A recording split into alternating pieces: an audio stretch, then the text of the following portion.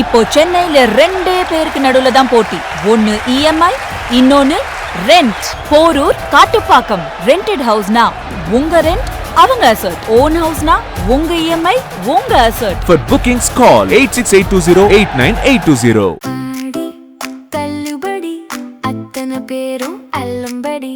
ஆறு முதல் 60% வரை ஆடி தள்ளுபடியுடன் super Saravana stores, Chennai, Madurai, Kovai. Hello fine time cine viewers, உங்களுக்கு ஒரு விஷயம் தெரியுமா? சினிமா இண்டஸ்ட்ரியில் சூப்பர் ஸ்டார்ஸாக இருக்கிறது அப்படின்றது சாதாரண விஷயம் கிடையாது, கொஞ்சம் கஷ்டம்தான். எவ்வளோ ஹிட்டான படங்கள் கொடுத்துருந்தாலும் சரி, 100க்கும் மேற்பட்ட படங்கள் நடிச்சிருந்தாலும் சரி, எவ்வளோ நடிச்சிருந்தாலும் ரசிகர்களோட மனசில் நீங்காத இடம் பிடிக்கிறது அப்படின்றது ரொம்பவே கஷ்டமான விஷயம். அப்படி நம்ம இன்னைக்கு பார்க்க போகிற 2 ஹீரோயின்ஸ் வந்துட்டு தமிழில் வந்துட்டு கொஞ்சம் கம்மி படங்கள் தான் நடிச்சிருந்தாலும் மக்களோட மனசில் வந்துட்டு நீங்காத இடம் பிடிச்சு அவங்களோட ஃபேஸ், ஸ்மைல், அவங்களோட சாங்ஸ், கேரக்டர்ஸ் எல்லாமே இப்போ வரைக்கும் எல்லாருமே ஞாபகம் வச்சுக்கக்கூடிய கேரக்டர்ஸாக மாறி இருக்கு. ஸோ அந்த 2 ஹீரோயின்ஸுமே இன்னைக்கு ஒன்னாவே வந்துட்டு பர்த்டே செலிப்ரேட் பண்றாங்க. ஸோ அவங்க யாரு, அவங்க என்ன பண்ணாங்க, எதனால தமிழ் இண்டஸ்ட்ரியை விட்டு போனாங்க, இந்த மாதிரியான டீட்டெயில்ஸ் தான் நம்ம இந்த வீடியோல பார்க்க போறோம். 1990s டைம்ல பாத்தீங்க அப்படின்னா சினிமா இண்டஸ்ட்ரி வந்துட்டு சேஞ்ச் ஆக ஆரம்பிச்சது. படப்பிடிப்புல சேஞ்ச் ஆச்சு, புது புது டைரக்டர்ஸ், புது புது நடிகர்கள், புது புது ஃபேஸஸ்லாம் வந்துட்டு சினிமா இண்டஸ்ட்ரிக்குள்ள வந்தாங்க. அப்படி வந்துட்டு ரசிகர்கள் மனசுல கவர்ந்த ஒரு ஹீரோயின் தான் வந்துட்டு மாளவிகா அவங்க. உங்களுக்கு இப்ப ஞாபகம் வருது அவங்க யாருன்னு? ஸோ மாளவிகா அவங்க வந்துட்டு தமிழ் இண்டஸ்ட்ரிக்குள்ள வர்றதுக்கு முன்னாடி நிறைய பேருக்கு அவங்களோட உண்மையான பேர் என்னன்னே தெரியாது. அவங்களோட உண்மையான பேர் என்னன்னா ஸ்வேதா கொனூர் மேனோன். ஸோ சினிமா இண்டஸ்ட்ரிக்காகவும் ஸ்கிரீன் நேம்காகவும் வந்துட்டு மாளவிகா அப்படின்னு சொல்லிட்டு அவங்களோட பேரை மாத்திக்கிட்டாங்க.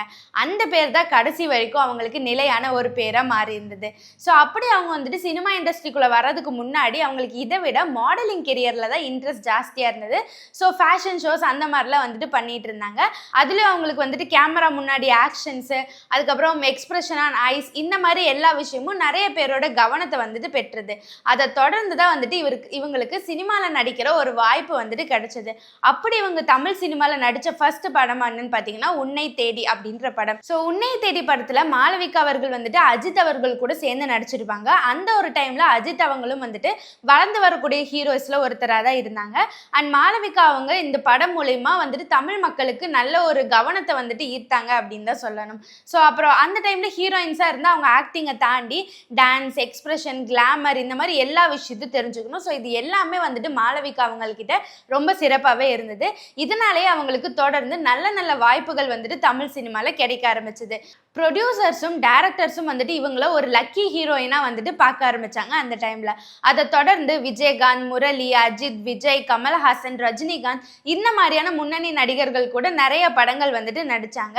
அண்ட் இப்போ வரைக்கும் ரசிகர்கள் அவங்கள நினைவில் வச்சிருக்கிறதுக்கு காரணம் என்னன்னு பார்த்தீங்கன்னா 2000 டைமில் வந்த நிறைய அவங்களோட பாட்டு எல்லாமே இப்போ வரைக்கும் நிறைய பேரோட பிளேலிஸ்டில் இருக்குது. ஒரு சாங் பார்த்தாவே இவங்க ஒரு காலத்தில் தமிழ் சினிமாவில் இருந்தாங்கல்ல, அப்படி ஒரு ரொம்ப அழகான ஒரு மெமரிஸ் வந்துட்டு உருவாக்கக்கூடிய ஒரு காலத்தில் அவங்க நடித்தது தான் இப்போ வரைக்கும் அவங்களோட பேரை கேட்டாலே வந்துட்டு அவங்க ஃபேஸ் நம்ம கண்ணு முன்னாடி வந்து நிற்கிறதுக்கு காரணமாக இருக்குது.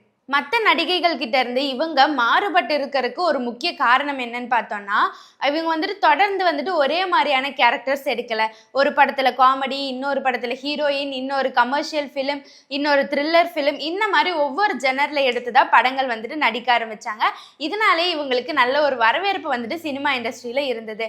அதுவும் குறிப்பாக பார்த்தீங்கன்னா வசூல் ராஜா MBBS, இந்த படத்தில் கமல்ஹாசன் சார் கூட சேர்ந்து இவங்க நடிச்சிருப்பாங்க. ஸோ அந்த ஒரு படமும் வந்துட்டு நல்ல ஒரு வரவேற்கக்கூடிய படமாக தமிழ் இண்டஸ்ட்ரியில மாறுச்சு. அதை தொடர்ந்து சந்திரமுகி, அதுல ஒரு ஸ்பெஷல் ரோலும் வந்துட்டு இவங்க பண்ணியிருப்பாங்க. ஸோ ரஜினி சாரோட ஆக்டிங்ல வந்த சந்திரமுகியும் வந்துட்டு தமிழ் சினிமால நல்ல ஒரு ஹிட்டாவே மாறுச்சு. இந்த 2 படத்துலயும் மாளவிகா நடிச்சு அவங்களோட ஃபேஸ் வேல்யூ இன்னும் பிரம்மாண்டமா மாறுதுன்னு தான் சொல்லணும். ஸோ அதுக்கப்புறம் பார்த்தீங்கன்னா திருட்டு பயலே அப்படின்ற ஒரு படத்தில் வந்துட்டு த்ரில்லர் ஜெனரில் வந்துட்டு அவங்க ஒரு வித்தியாசமான கேரக்டர் நடிச்சிருப்பாங்க. அதுவும் ரசிகர்கள்கிட்ட நல்ல ஒரு வரவேற்பை பெற்றது. ஸோ இவங்க வந்துட்டு கிளாமராகவும் ரொமான்டிக்காகவும் நடிக்கிற ஒரு ஹீரோயின் அப்படின்ற ஒரு உருவம் வந்துட்டு போய் இவங்களுக்கு என்ன ஒரு பர்ஃபார்மன்ஸ் கொடுத்தாலும், என்ன ஒரு கேரக்டர் கொடுத்தாலும் அதுக்கு வந்துட்டு அர்ப்பணிப்பாக நடிக்கக்கூடிய ஒரு நடிகை அப்படின்ற அளவுக்கு இவங்க வளர்ந்துட்டாங்க. அதுக்கப்புறம் 2007 அப்புறம் வந்துட்டு மாளவிகா அவர்களுக்கு வந்துட்டு திருமணம் ஆயிடுது. அதுக்கப்புறம் திருமண வாழ்க்கை வாழ்க்கையில தான் வந்துட்டு இவங்க அதிகமாக கவனத்தை செலுத்தினாங்க. இதனாலே வந்துட்டு கொஞ்சம் கொஞ்சம் படங்கள் வந்துட்டு நடிக்கிறது கம்மியாயிட்டே வந்து தமிழ் இண்டஸ்ட்ரியிலேருந்து கம்ப்ளீட்டாக இவங்க வந்துட்டு ரிலீவ் ஆயிட்டாங்க. நிறைய பேர் வந்துட்டு கேள்வி கேட்டாங்க, இவங்க எங்கே தான் போயிட்டாங்க, இன்னும் இவங்க வந்துட்டு இன்னும் பெட்டரான ரோல்ஸ் கொடுத்துருக்கலாம், நிறைய படங்கள் நடிச்சிருக்கலாம் அப்படின்ட்டு. இருந்தாலும் இது எல்லாத்துக்குமே பதில் சொல்லாமல் அவங்களோட பர்சனல் லைஃப்க்கு ஒரு முக்கியத்துவம் கொடுத்து அவங்க இப்போ வரைக்கும் நல்ல ஒரு பர்சனல் லைஃப்பை லீட் பண்ணிட்டு இருக்காங்க. அண்ட் அடிக்கடி சோஷியல் மீடியாஸ்லையும் வந்துட்டு அவங்க ஃபோட்டோஸை ஷேர் பண்ணி சொசைட்டி கூட என்கேஜாகவும் இருக்காங்க. ஸோ உங்களுக்கு மாளவிகா பிடிக்குமா அப்படின்றத கமெண்ட்ல சொல்லுங்க. அடுத்ததான் நம்ம பார்க்க போகிற ஹீரோயின் யாருன்னு பார்த்தீங்கன்னா, இவங்க நேம் மேபி வந்துட்டு யாருக்கும் ஞாபகம் இல்லாமல் இருக்கலாம். ஆனால் இப்போ நான் சொன்ன உடனே அவங்க ஃபோட்டோ ஸ்க்ரீனில் அப்பியர் ஆகும் பாருங்க, அப்போ சொல்லுவீங்க இவங்க தானே, அந்த படம் நடிச்சாங்க தானே, அப்படி கண்டிப்பாக சொல்லுவீங்க. ஸோ அந்த மாதிரி ஒரு ஹீரோயின் அவங்களோட ஃபேஸ்னால, அவங்களோட ஸ்மைல்னால, அவங்களோட அமைதியான கேரக்டர் அப்பியரன்ஸ்னால. ஸோ அந்த நடிகை யாருன்னு பார்த்தீங்கன்னா சிந்து தோலனி.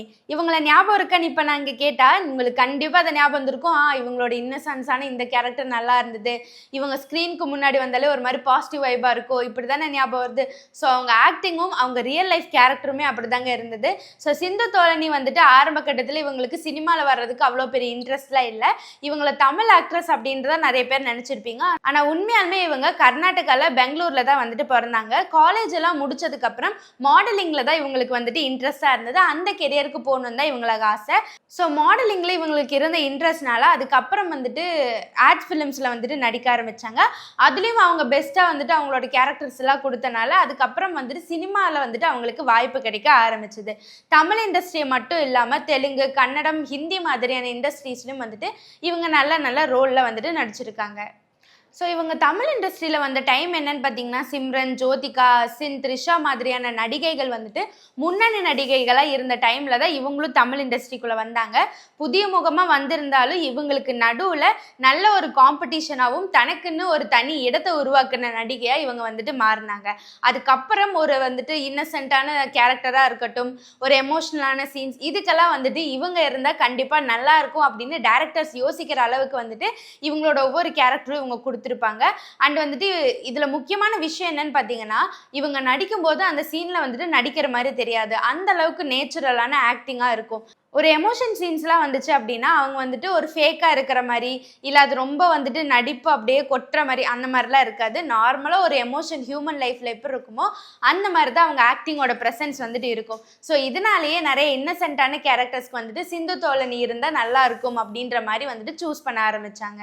ஸோ இவங்க தமிழ் இண்டஸ்ட்ரியை தாண்டி தெலுங்கு, கன்னடா, ஹிந்தி இந்த மாதிரியான இண்டஸ்ட்ரீஸ்லையும் வந்துட்டு நிறைய கேரக்டர்ஸ் பண்ணிட்டு இருந்தாங்க. ஸோ அந்த டைமில் அவங்க கொஞ்சம் பிஸியாக இருந்தனால வந்துட்டு ஒரு லாங்குவேஜ் படம் முடிச்சா அடுத்த லாங்குவேஜுக்கு ஷூட்டிங் போயிடுவாங்க. ஸோ இதனால தமிழ் இண்டஸ்ட்ரியிலேருந்து இவங்க கொஞ்சம் கொஞ்சமாக படம் நடிக்கிறத கம்மி பண்ணிட்டாங்க.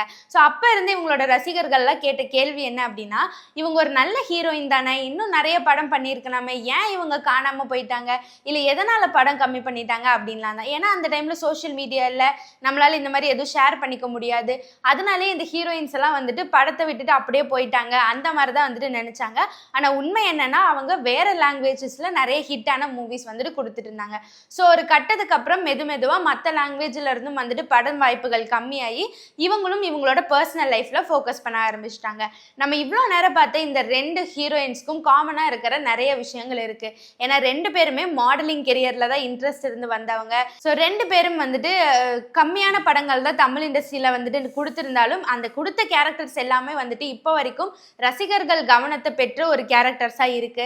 அதே மாதிரி ரெண்டு ஹீரோயின்ஸும் ஒரு கட்டத்துக்கு மேல அவங்க வாய்ப்பு கம்மியாகவும் அவங்களோட பர்சனல் லைஃப்க்கு ஒரு இம்பார்ட்டன்ஸ் கொடுத்து பர்சனல் லைஃப்பை ஃபோக்கஸ் பண்ணி ஆரம்பிச்சுட்டாங்க. ஸோ இவங்க ரெண்டு ஹீரோயின்ஸ்ல உங்களுக்கு யாரை ரொம்ப பிடிக்கும், அவங்களோட எந்த கேரக்டர்ஸை நீங்க பார்த்து வந்துட்டு ஆச்சரியப்பட்டிருக்கீங்க அப்படின்றத கமெண்ட்ல சொல்லுங்க. ரெண்டு ஹீரோயின்ஸ்க்கும் ஃபைன் டைம் மீடியா சார்பா ஹாப்பி பர்த்டே விஷஸ் சொல்லி இந்த வீடியோவை முடிக்கிறேன். இதே மாதிரி இன்ட்ரெஸ்டிங்கான சினிமா அப்டேட்ஸை தெரிஞ்சுக்க நம்ம சேனலை ஃபாலோ பண்ணுங்க. அடுத்த வீடியோல சந்திக்கும் வரை நான் உங்கள் சந்தியா தாஸ்.